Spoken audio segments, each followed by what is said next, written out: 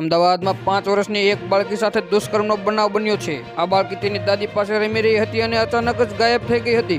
બાળકી પરત આવી ત્યારે તે લોહીલુહાણ હાલતમાં હતી। તાત્કાલિક તેને સારવાર અર્થે હોસ્પિટલમાં દાખલ કરવામાં આવી હતી। આ અંગે પોલીસે ફરિયાદ કરતા પોલીસે તપાસ હાથ ધરી છે। શહેરના ભાડજ વિસ્તારમાં એક તૈયાર થઈ રહેલા બિલ્ડિંગના કન્સ્ટ્રક્શનના સાઇટ પાસે 5 વર્ષની બાળકી સાથે કોઈ નરાધમે દુષ્કર્મ કર્યું હતું। જ્યારે બાળકી લોહીલુહાણ હાલતમાં ઘરે આવી ત્યારે આ બનાવ પ્રકાશમાં આવ્યો હતો।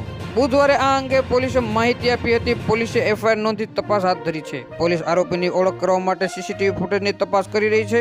પોલીસનું કહેવું છે કે આરોપીને ઝડપી લેવા અને પીડિતાના પરિવારને જરૂરી સહાય કરવા માટે તમામ પ્રયાસો કરવામાં આવી રહ્યા છે।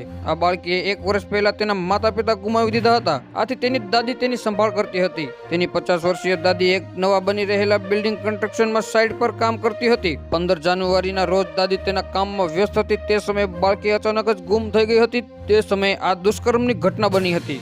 પળે પળની અપડેટ મેળવવા માટે અમારી ચેનલને લાઇક કરો, સબસ્ક્રાઇબ કરો અને બાજુનું બેલ આઇકન પ્રેસ કરો, જેથી કરી અમારા હરેક વિડીયોની નોટિફિકેશન તમને મળતી રહે।